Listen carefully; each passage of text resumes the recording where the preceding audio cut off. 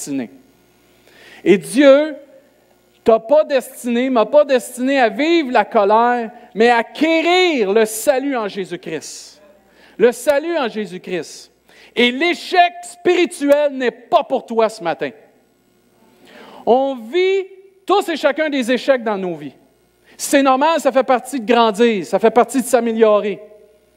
Mais l'échec spirituel n'est pas pour personne. Dieu a très clairement dit, car Dieu ne nous a pas destinés à la colère, à l'échec spirituel, mais à l'acquisition du salut en son Fils Jésus. Et l'échec spirituel n'est pas pour toi.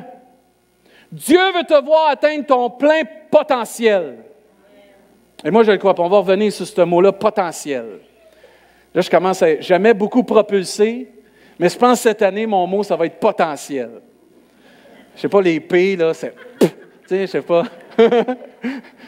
Mais Dieu veut que tu atteignes ton plein potentiel, comme homme et comme femme en Jésus-Christ. Et tous et chacun, et moi, ce que j'aime, tournez-vous, regardez-vous les gens autour de vous. Là. Regardez comment ils sont beaux. Ils sont belles. Arrêtez de rire, c'est vrai. Mais chacun d'entre nous, on a un potentiel qui est en train de se développer ou qui dort et que Dieu veut réveiller. Et Dieu m'a pas destiné à vivre sa colère, mais à vivre en Jésus un salut merveilleux, une destinée où ton potentiel, tu vas l'atteindre en Jésus. Dieu a vraiment des plans, sa parole nous enseigne de bonheur et de paix pour nous donner de l'espérance. Non, tu n'es pas créé pour une destinée d'échec. Et là, il y en a qui ont déjà dans leur esprit, si tu connaîtrais mon passé, tu saurais que j'ai vécu d'échec en échec en échec. C'est pas grave. Parce qu'en Jésus, ce n'est pas les échecs, c'est la victoire, c'est l'allégresse, c'est la vie en abondance. En Jésus, spirituellement, tu vas vivre l'espérance, le bonheur et la paix, spirituellement, et l'épanouissement. Et tu vas atteindre ton potentiel en Jésus. Et ton passé, c'est passé. Amen? Ton présent, c'est un cadeau de Dieu. Et ton futur est extraordinaire en Jésus-Christ. Et ce matin, il faut que tu réalises que je réalise que je suis destiné à vivre des belles choses en Jésus par sa grâce. Combien de vous, la grâce de Dieu a changé votre vie? Et elle nous change encore. C'est cette grâce qui fait que nous sommes ce que nous sommes en Jésus-Christ. Et cette grâce nous propulse dans cette destinée qu'on a avec Jésus, d'être un enfant de Dieu qui va atteindre son potentiel comme homme et comme femme. Moi, ça me stimule cette année. L'année 2016 va être hallucinante. On va s'en souvenir longtemps de cette année-là. On se souvient de 2011 pour la fusion, mais moi, je crois que 2016, ça va être extraordinaire. C'est vraiment un tremplin pour quelque chose de grand dans ta vie, puis dans cette Église, et pour tout ce que le Seigneur veut toucher, qu'on va toucher. La grâce de Dieu, ça veut dire sa bonne volonté, sa faveur, son appui, sa miséricorde avec laquelle il va exercer une sainte influence sur nos âmes pour nous tourner vers Jésus-Christ. La grâce de Dieu nous garde et nous fortifie et amplifie notre foi en Jésus-Christ. La grâce de Dieu, c'est Jésus lui-même. La grâce de Dieu, c'est la miséricorde que Dieu a pour chacun de nous. La grâce de Dieu, c'est d'avoir un appui, une aide, une faveur sur nous et l'aide de Jésus pour continuer à grandir dans cette vie. La grâce de Dieu nous propulse dans notre destinée pour avoir le salut. La Bible nous enseigne dans Romains chapitre 5, « Or, la loi est intervenue pour que l'offense abondât, mais là où le péché a abondé, la grâce a surabondé. Afin que comme le péché a régné par la mort, ainsi la grâce régna par la justice pour la vie éternelle par Jésus-Christ notre Seigneur. » Tu es destiné, parce que Dieu aime tous les hommes et toutes les femmes. Dieu a dit, je veux que tous les hommes viennent à connaître mon Fils Jésus comme leur sauveur, comme leur ami, comme celui qui va les aider. Et Dieu nous a appelés à acquérir le salut, parce que là où le péché a abondé, tu peux avoir fait un paquet de choses dans ta vie tout croche. Moi, le premier. Mais Dieu dit, là où tu as tout fait des choses tout croche, ma grâce est encore là, plus grande pour pardonner tout ça. Et tu es destiné, je suis destiné à saisir cette grâce-là, d'être pardonné. D'être pardonné en Jésus. Dieu veut que tu sois pardonné puis tu acquières son salut en Jésus parce qu'il veut que tu puisses entrer dans ta destinée pour cela. La Bible nous enseigne très clairement d'autres versets qui nous encouragent. Ils sont gratuitement justifiés par sa grâce, par le moyen de la rédemption qui est en Jésus-Christ. La Bible nous enseigne aussi que c'est par la grâce que vous êtes sauvés. Par le moyen de la foi, et cela ne vient pas de vous, c'est le don de Dieu. Ce n'est point par les œuvres afin que personne ne se glorifie. Tu peux rentrer dans ta destinée en allant chercher le salut en Jésus-Christ, pas par tes œuvres, mais par la foi en Jésus-Christ. Et le premier pas pour ne pas être destiné à la colère, c'est d'acquérir ce salut en Jésus-Christ. Le premier pas qu'on doit faire, chacun d'entre nous, peut-être plusieurs ici, vous l'avez fait, peut-être tu ne l'as pas fait encore, c'est de venir à connaître Jésus comme ton sauveur personnel. Puis d'admettre que tu as fait des erreurs, qu'on a tous fait des erreurs, mais le pardon, il s'obtient comment? Par un homme? Jamais de la vie. Par une église? Encore moins. C'est plein d'imparfaits dans une église. Mais par une seule personne qui est morte sur la croix pour que tout le monde puisse être sauvé, Jésus-Christ. Et c'est pour ça que la Bible nous dit que c'est une grâce qu'on est d'être sauvé. Personne ici peut dire « je mérite d'être sauvé ». Même pas les pasteurs. Encore moins. Personne ne peut dire « je mérite mon ciel ». Personne ne peut dire « je vais gagner mon ciel ».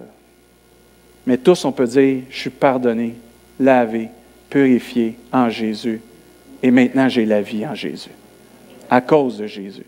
Parce que j'ai foi en Jésus. J'ai cru en Jésus. Et ta destinée, c'est de croire en Jésus. Le salut, ce n'est pas juste d'être sauvé. Ça, j'aime ça. Écoutez bien, là. Le salut, ce n'est pas juste d'être sauvé, mais c'est de vivre tout ce qui vient avec le fait d'être sauvé.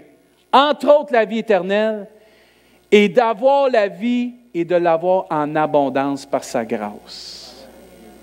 Une fois que tu comprends que tu n'es pas destiné à vivre la colère de Dieu, que tu es appelé à vivre l'acquisition du salut en Jésus-Christ, de t'acquérir ce salut, de t'acquérir ce pardon en Jésus-Christ, Dieu veut t'ouvrir des portes à un épanouissement spirituel, physique, émotionnel, mental, ton esprit, tout ton être à s'épanouir et atteindre ton potentiel par sa grâce. Et la grâce de Dieu, c'est pas juste d'être sauvé, c'est de vivre ici-bas une vie en abondance dans la présence et avec l'aide de Dieu. L'épanouissement personnel passe par la grâce de Dieu. Il y a une seule porte qui nous mène à un épanouissement spirituel et à atteindre cette destinée que Dieu a pour nous, c'est par sa grâce. C'est non mérité, mais c'est donné parce que Dieu nous aime. Il faut que tu le crois ce matin. Je sais, il y en a, vous avez de la misère à croire ça. Là. Il n'y a jamais rien de bon qui va m'arriver dans la vie. Moi, tu devrais le savoir. Ou si tu ne le sais pas, je vais te le témoigner. C'est pas vrai, ça. C'est un mensonge. Tu peux t'épanouir comme être humain en Jésus-Christ. Et tu vas t'épanouir en Jésus-Christ. Parce qu'on n'est pas appelé à rester comme on est appelé à s'épanouir, puis à atteindre notre plein potentiel. Pas pour une gloire personnelle, mais pour avoir une influence dans ce monde et atteindre les gens qui nous entourent. Moi, c'est ça que j'aime avec Dieu. Il nous transforme, ça nous fait du bien, mais que ça fait du bien aux autres. C'est la plupart des gens qui nous connaissent. « Ah, je suis donc content qu'il a accepté le Seigneur. Tu n'as pas un cadeau, lui, avant? » Amen, Seigneur. Mais c'est ça le but, c'est de venir à atteindre notre potentiel. La grâce de Dieu va faire qu'on va atteindre notre potentiel parce qu'elle nous enseigne.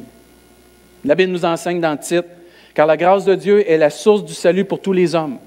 C'est la base du salut pour tous les hommes. Elle a été manifestée, ça c'est Jésus qui est venu.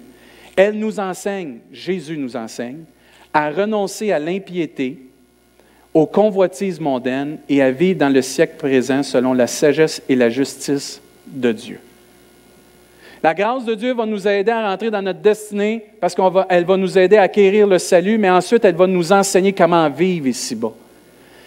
La parole de Dieu nous dit très clairement la grâce de Dieu t'enseigne à renoncer à l'impiété, aux convoitises mondaines et à vivre dans le siècle présent comme Dieu le demande.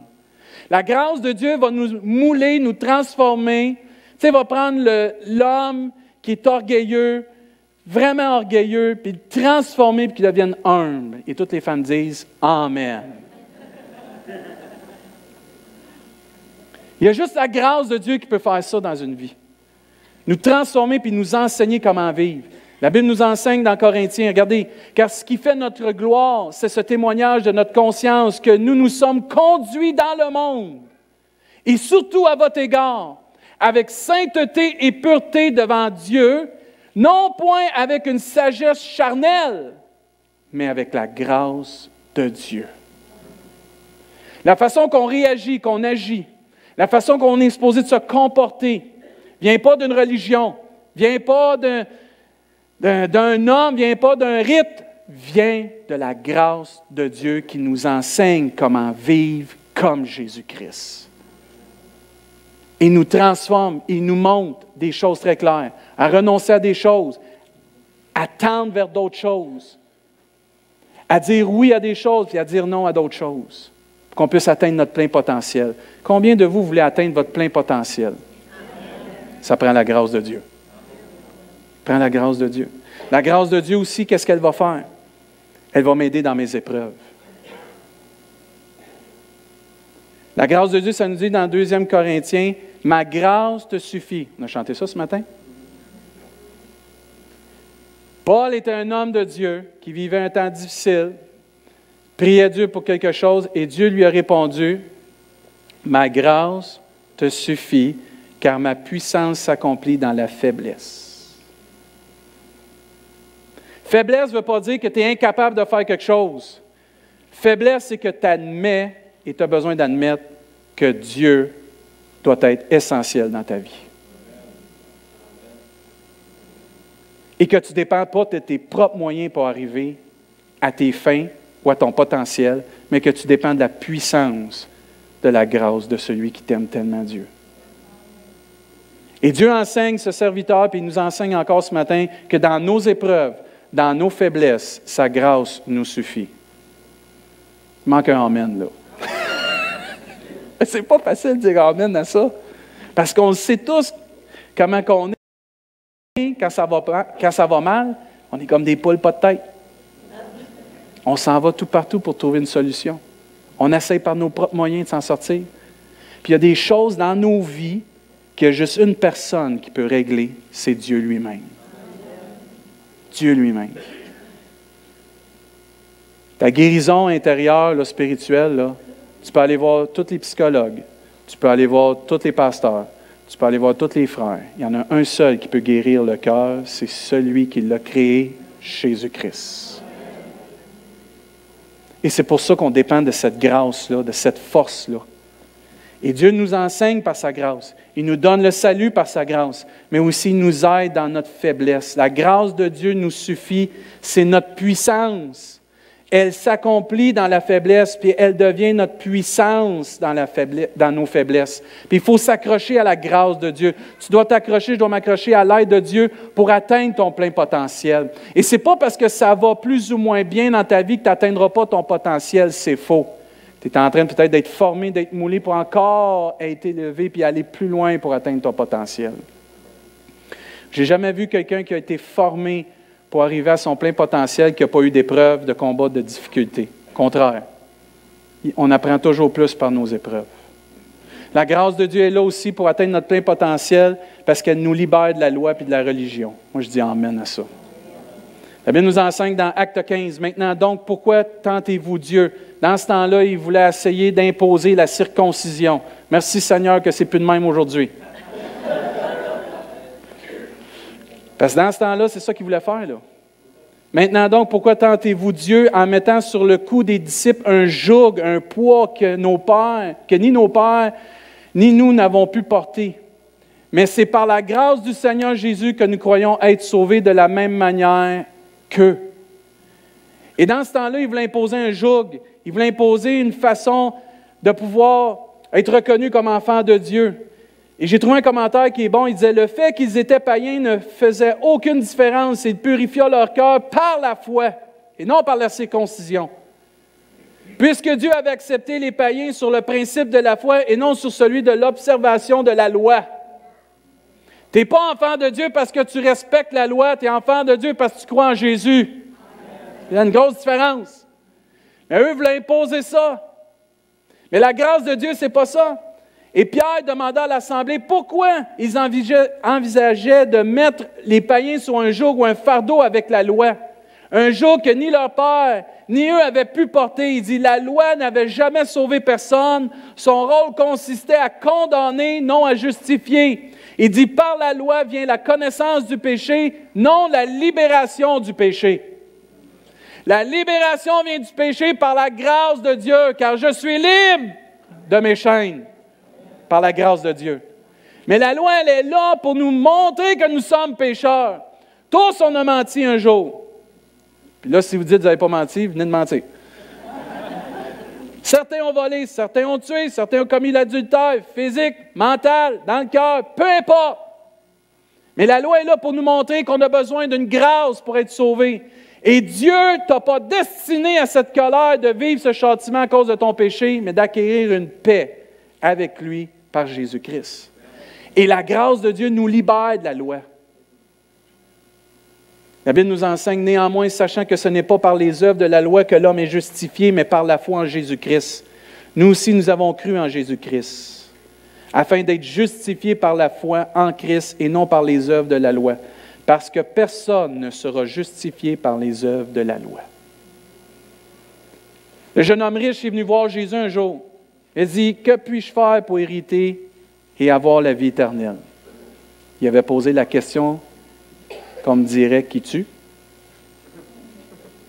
Et là, il pose la question, puis Jésus le regarde, puis il l'aime, là.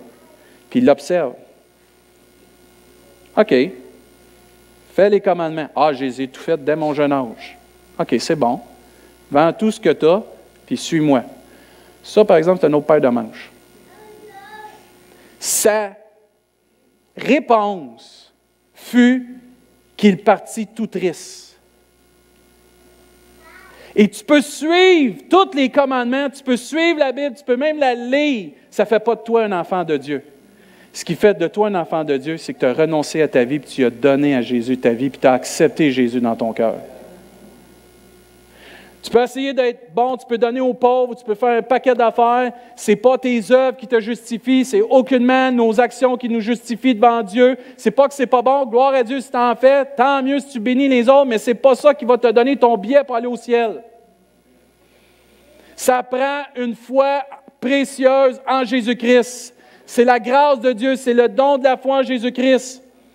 Tu peux essayer d'être la meilleure personne, d'être le meilleur frère, la meilleure sœur, la meilleure maman, le meilleur papa, le meilleur mari ou la meilleure femme. Ça ne changera pas que si tu n'as pas Jésus dans ton cœur, tu ne peux pas aller au ciel. Ce n'est pas nous qui mettons ce règlement-là, ce n'est pas l'Église qui l'impose, c'est la façon que Dieu a voulu. Il y a un chemin, une vérité, une vie, une porte, Jésus-Christ. Puis nous, on se plaint de ça souvent, parce qu'on dit c'est trop simple. Puis pourquoi Jésus? Moi, je me dirais, regarde, Seigneur, il n'a pas mis ça compliqué, il en a mis juste un. Dans ce temps-là, on ne devrait pas se compliquer, c'est ça, prends ça, tu es sûr d'aller au ciel.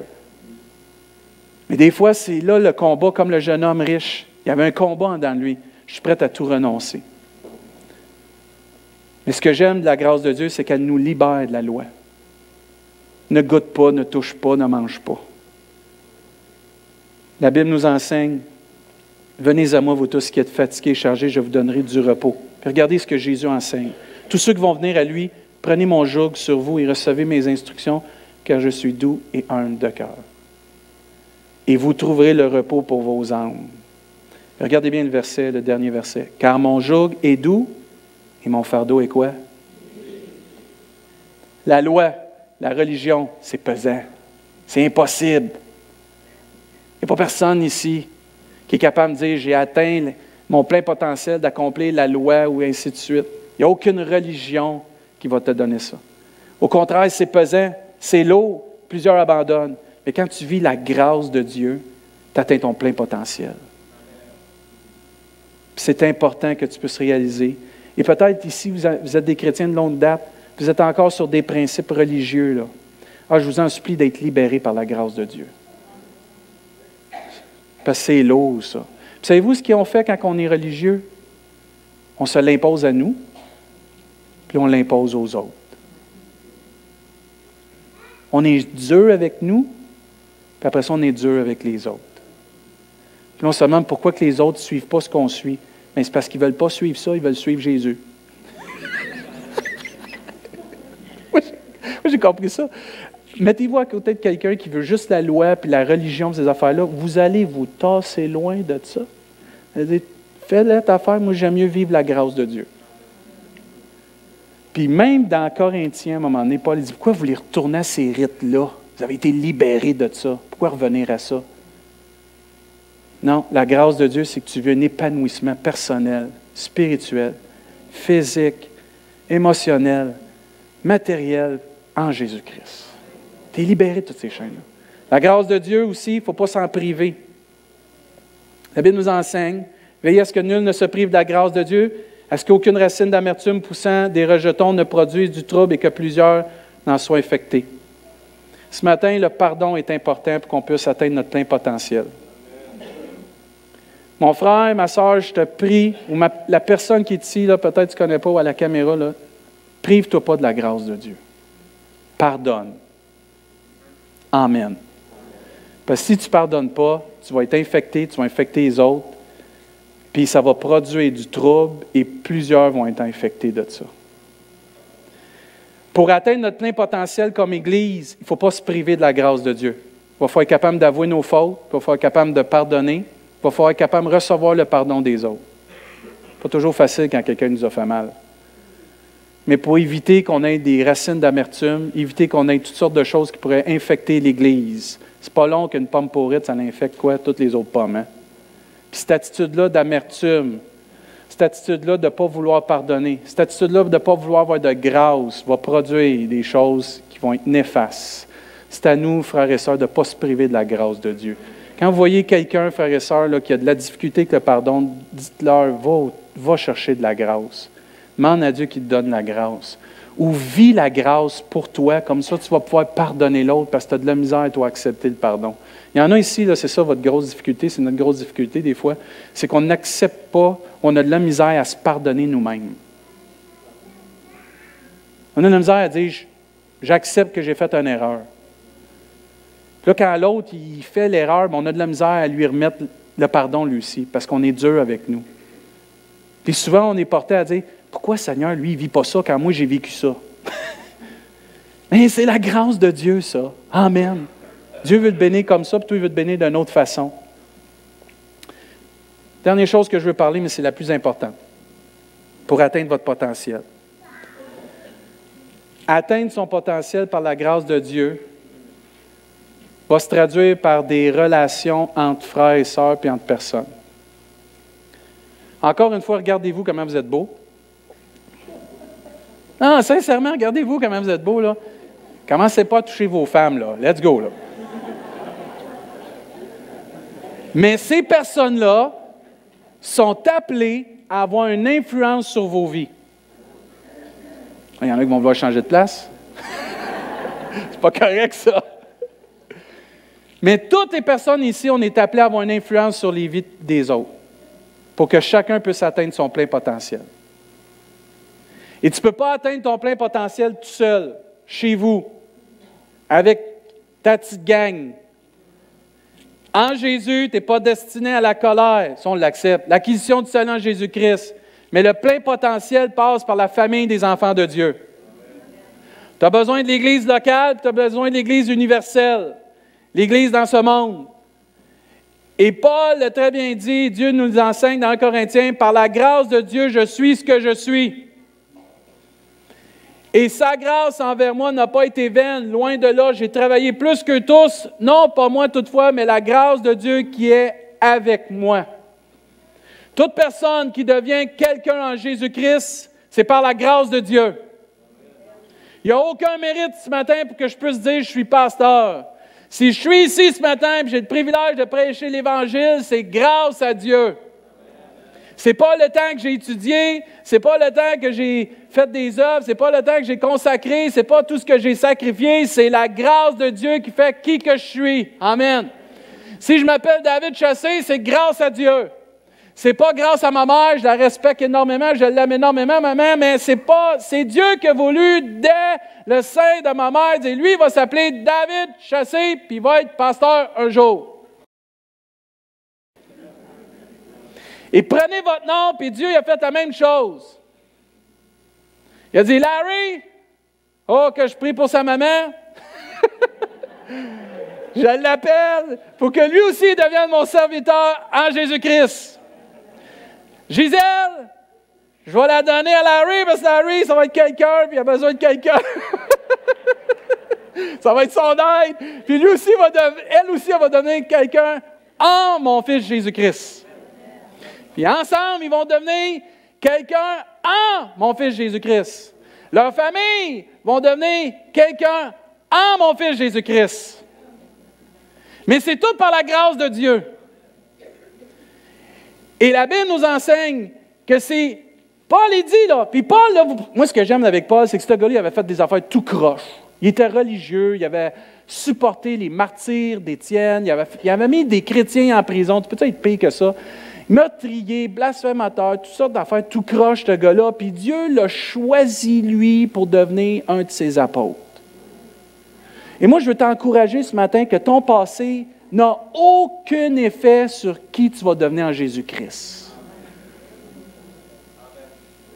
Ne peut pas t'empêcher de devenir la personne que Dieu veut que tu deviennes en lui. Dieu va prendre ton passé, il va s'en servir de ton passé pour glorifier son nom, puis d'aider les autres à devenir qui ils doivent devenir en Jésus-Christ.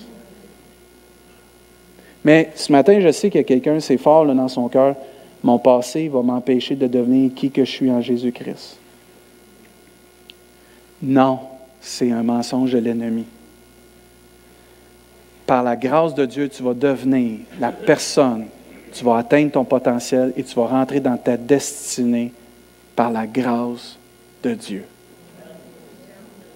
Et ça va être tellement grand parce que quand tu réalises que qui tu es, c'est par la grâce de Dieu, quand tu viens pour louer, tu n'as pas la tête enflée. Au contraire, tu donnes toute la gloire à qui elle revient. C'est ça que Dieu veut faire avec nous, là. V'là une couple de mois, je l'ai déjà témoigné, je m'excuse, mais je sais qu'il y en a qui ne l'ont pas entendu. Je ne suis pas un gars qui radote souvent, mais là, ça me tentait. Mais cette semaine, j'étais en train de me préparer. Je m'étais mis un défi cette semaine. Je devais finir des choses, puis j'avais dit au Seigneur, je ne touche pas à mon message de dimanche tant que je ne finis pas ces choses-là. Je me suis grouillé. Puis dans mon temps de méditation, puis ainsi de suite, à un moment donné, ça m'est revenu l'histoire des aigles. Je ne savais même pas, il était pour chanter pour les aigles. Puis mercredi, quand Pasteur Guy, on a fait la semaine de prière, il a parlé de ces aigles. Ceux qui se confient en l'Éternel, renouvellent leur force et prennent leur envol comme l'aigle. Puis c'est mercredi, ça m'est revenu dans mon cœur. Ça veut dire que quand Pasteur Guy a emmené le temps de partage mercredi, j'étais vraiment content. Ça me confirmait de parler de mon histoire des aigles, même si je radote. Mais voilà une couple de mois, parce que vu que je suis en bas, ceux qui ne savent pas, moi je m'occupe beaucoup des enfants en bas. C'est pour ça que vous me dites, c'est qui lui qui prêche ce matin? Là? C'est parce que je suis en bas, moi, d'habitude. Puis, le matin, j'essaie de prendre un temps, il y a une émission là, qui passe avec un prédicateur, puis je l'écoute. Puis, à un moment donné, j'ai pris une partie de l'émission. J'étais en train de déjeuner, puis j'étais assis en bas, dans le sol. Puis là, j'écoutais le message, puis il m'a vraiment saisi. Puis il parlait comment qu'il fallait être des aigles qui prennent leur envol et ne pas être des poules. Je ne sais pas, mais il y a une différence entre un aigle et une poule.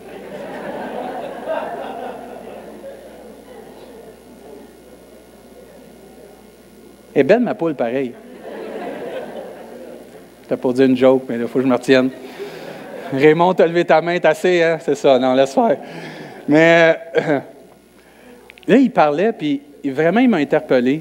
Puis j'étais dans un temps de prière dans ce temps-là pour un peu comment ça irait pour l'Église. puis pour ma vie. Puis à un moment donné, il dit, il faut arrêter d'être des poules. Il faut être des aigles. On n'est pas appelé à être à la queue, on est appelé à être à la tête. Puis il dit, les aigles, puis quand vous étudiez les aigles, c'est les premiers des oiseaux. C'est les numéros 1. Après, tous les autres oiseaux, ils tombent en bas d'eux autres. Mais il dit, une poule, ça ne vole pas. Ça reste à terre. Ça l'essaye, mais ça revient tout le temps à terre. Puis il dit, ça tourne en rond. Tandis qu'un aigle, ça vole. Ça va haut, ça va loin, ça l'explore, ça l'atteint des niveaux, des sommets jamais vus. Puis là, il m'a interpellé, puis il dit, il faut que toi, tu sois un aigle, mais il faut que tu te tiennes avec des aigles. Arrête de te tenir avec des poules. J'ai rien contre les poulaillers, là. Mon neveu, il travaille là-dedans, il faut pas... Mais c'est pas ça. Mais l'idée de la poule, ça n'a pas de futur. Son plein potentiel, là, c'est les œufs puis le poulet, tu perds. C'est comme... je ne veux pas finir là. Mais l'aigle, il disait, le jour que tu vas apprendre, puis là, il y a quelqu'un qui a besoin d'entendre de ça, c'est fort dans mon cœur, tu as besoin de faire une séparation avec peut-être des personnes avec qui tu te tiens. Là, commencez pas à dire, il a approuvé ma séparation, là, c'est pas ça, là. Je parle là, de personnes avec qui tu te tiens, des fréquentations, là, OK, là, ou des amis. Puis les jeunes, vous autres, ça, c'est la plus grosse affaire que vous avez à faire, c'est toujours surveiller avec qui vous allez vous tenir. Parce que les mauvaises compagnies corrompent les bonnes mœurs. Puis c'est le danger de n'importe qui, une mauvaise compagnie, une poule, va te garder à terre. Tu vas tourner en rond. Mais quand tu vas te tenir avec des aigles, toi aussi, tu vas prendre ton essor. Tu vas t'envoler. Les aigles vont t'influencer. Puis là, ça m'avait frappé. Puis là, je priais. J'étais content. Là. Ce matin-là, là, je priais. J'étais vraiment content. Puis dans mon bureau, le matin, j'étais en bas avec les enfants, puis je priais. Puis l'après-midi, je suis resté. Je pense que je prêchais le soir. Puis j'étais en train de finir mon message. Puis je reçois un appel. Puis j'avais prié Dieu, j'ai dit, j'ai hâte de voir les aigles que tu vas m'envoyer. Puis j'ai dit, j'ai le goût de me tenir avec des aigles. Moi. Fini les poules. Puis ça m'avait vraiment frappé. Puis je reçois un appel. Puis c'est quelqu'un qui m'invitait à faire partie d'un ministère. Alors j'ai dit, livre là mes aigles. J'ai même pas consulté ma femme. Mais j'avais tellement la conviction dans mon cœur. Je n'ai même pas parlé à Pasteur Guy, j'ai dit tout de suite oui. J'étais convaincu dans mon cœur. J'ai dit ça, là, c'est Dieu qui met ça sur mon chemin, c'est mes aigles. C'est avec ces gars-là, je vais grandir. Puis j'ai reçu l'appel, puis là, je parlais, puis à un moment donné, il m'envoie un autre courriel pour confirmer. Je te réponds ça par courriel, j'ai dit tout de suite, j'ai répondu, j'ai dit ça, c'est les aigles avec qui je vais me tenir. Puis je crois dans nos vies, pour atteindre notre plein potentiel, il faut se tenir avec des gens qui vont nous emmener dans ce plein potentiel-là. Puis je pense qu'on a besoin des fois de faire le ménage avec qui qu'on se tient, qui qu'on fréquente. Parce qu'il y a des gens, c'est beau être tes meilleurs amis, ils ne t'emmèneront pas là où Dieu veut. Il y a des personnes qui sont bien intentionnées, mais ils n'auront pas l'influence qu'une autre personne va avoir sur ta vie.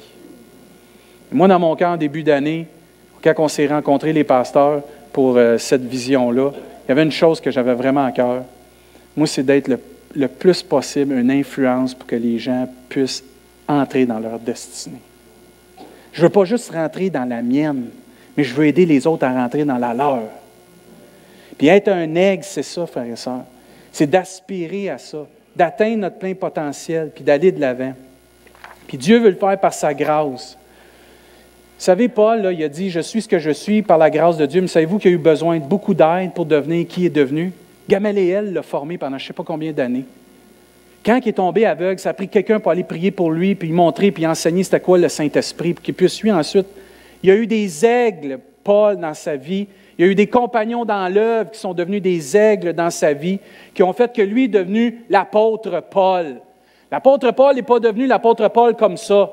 L'apôtre Paul est devenu l'apôtre Paul par la grâce de Dieu, par tous ceux que Dieu a mis sur son chemin, qui l'ont influencé à devenir l'apôtre Paul.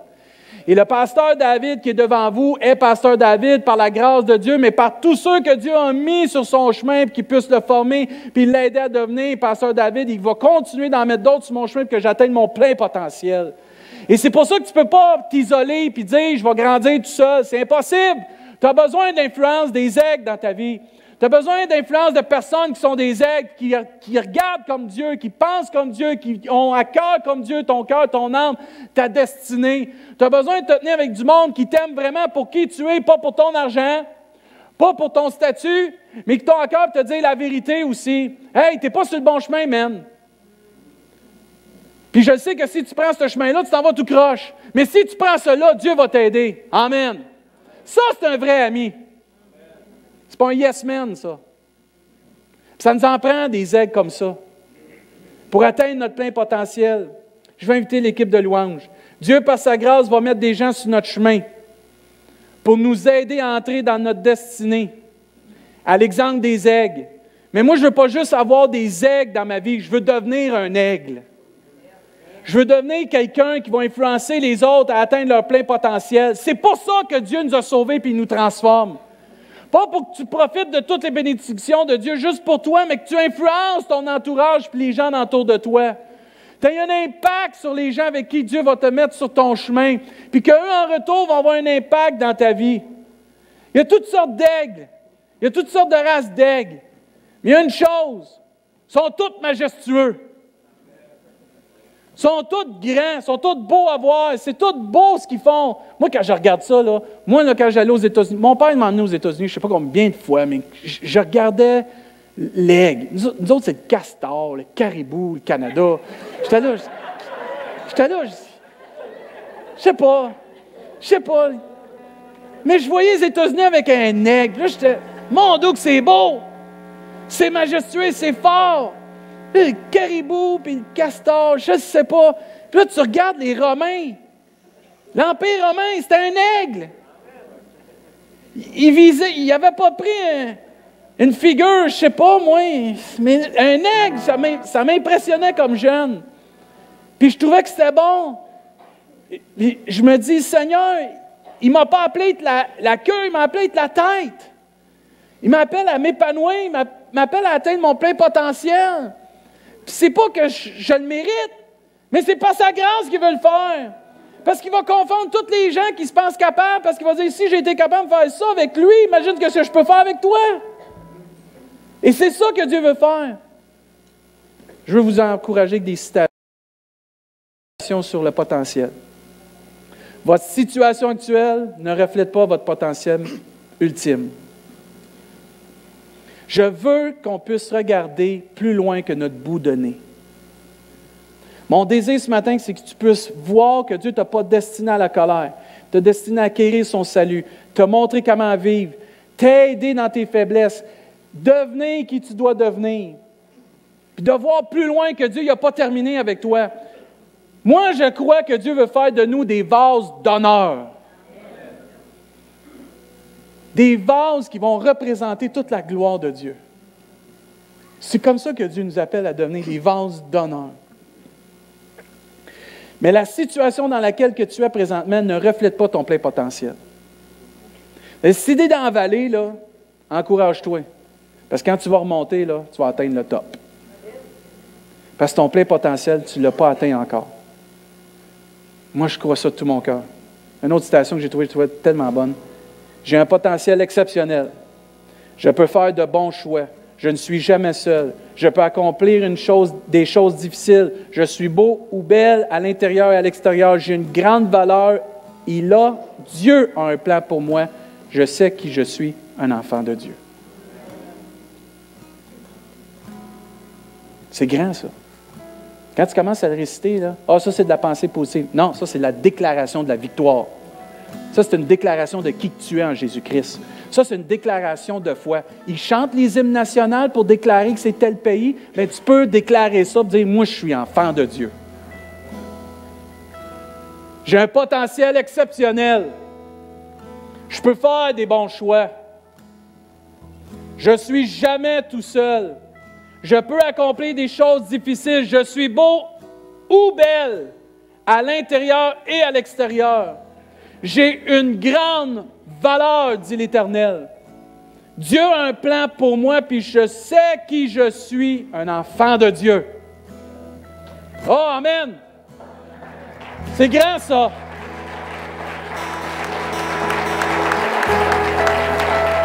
Ça veut dire, c'est fini qu'on est des petits chrétiens. Tu es enfant de Dieu, établi en Jésus-Christ par sa grâce pour atteindre ton plein potentiel et être propulsé vers ta destinée. Oh, j'ai hâte à cette année, moi. Non, je suis excité pour cette année, vous ne pouvez pas savoir. Mais Pasteur Guy, ici, là, je suis excité de voir le potentiel que vous avez. Vous ne savez pas comment vous êtes plein de potentiel. Vous ne le réalisez pas, hein? Nous autres, on le voit. Puis on est fiers de vous autres, comme Église. Continuez de prendre votre envol. Continue de prendre ton envol. Continue de te regarder comme un enfant de Dieu. On se lève. Dernière citation. Ne pas fixer des limites à votre potentiel illimité. Ah, ça, c'est bon, ça. Vous avez un potentiel illimité. Mais ne te fixe pas des limites. Avec Dieu, on va faire des exploits. Je puis tout par celui qui me fortifie. Tout est possible à celui qui croit. Ah, c'est bon, ça. Moi, je ne veux pas que tu te limites. Je veux que tu puisses voir tout le potentiel que tu peux atteindre. Ah, j'ai de la misère avec mon estime de soi. Je comprends, c'est pas facile. Tu as été abattu, il y a des gens qui t'ont donné des paroles de mort, ils t'ont écrasé, tes parents n'étaient pas là. Je comprends tout ça, puis c'est vrai. Puis je ne veux pas le mettre de côté pour le dénigrer. Mais à un moment donné, c'est soit tu vas de l'avant ou tu t'appuies toujours sur des excuses. C'est cru ce que je dis, excusez, là. Mais en Jésus, tu peux avoir la guérison. En Jésus, il n'y a pas personne qui te limite d'atteindre ton plein potentiel. Parce que même l'ennemi ne peut même pas dire « ça va arrêter ». Non. Par la grâce de Dieu, tu vas l'atteindre. À nous d'être des aigles. À nous d'aller par la grâce de Dieu et d'atteindre ses potentiels immenses. Puis ce matin, je vais le laisser choisir son chant comme d'habitude, puis conduire, Pasteur Guy. Mais j'aimerais ça que ceux et celles, vous avez besoin d'une touche de la grâce de Dieu. Parce que la Bible nous enseigne qu'on peut aller au trône de la grâce, pour être secouru dans nos besoins, pour être relevé, pour trouver pardon, pour être encouragé. Puis moi, je t'encourage à venir au trône de la grâce. C'est pas pour de rien qu'il l'appelle trône de la grâce. C'est pas le trône du jugement, c'est le trône de la grâce. Puis Dieu nous appelle à venir puis de s'approcher avec assurance du trône de la grâce parce qu'on va trouver le secours. Je ne sais pas si tu as besoin de la grâce ce matin. Je ne sais pas si tu veux devenir un aigle. Je ne sais pas s'il faut que tu choisisses de te tenir avec des aigles. Peu importe, mais si tu rentres dans ces catégories-là, peut-être que tu n'as jamais accepté Jésus encore dans ta vie. Sincèrement. Tu dis, moi, là, je veux avoir cette grâce-là parce que je comprends que je ne suis pas destiné à vivre un paquet d'échecs spirituels, mais de vivre la victoire en Jésus-Christ. Je vais t'inviter à t'avancer. On va prier avec toi, puis on va laisser la grâce de Dieu nous imprégner. Amen. On peut tout par la grâce de Dieu faire ça. Pendant que Pasteur Guy va nous conduire avec l'équipe de louange, tous ceux et celles, tu veux devenir un aigle, tu veux te tenir avec des aigles, tu veux toucher, tu vas être touché par la grâce de Dieu. Je t'en supplie de t'avancer, puis d'accepter qui tu es en Jésus-Christ, puis d'entrer dans cette destinée. Amen. Les premiers, vous avancez plus en avant, laissez la place aux autres. On va prendre le temps de prier ce matin. Amen. Gloire à Dieu. Dans le nom de Jésus. C'est à toi, je te laisse aller. Merci Seigneur. Merci Jésus. Merci Jésus. Tu peux atteindre.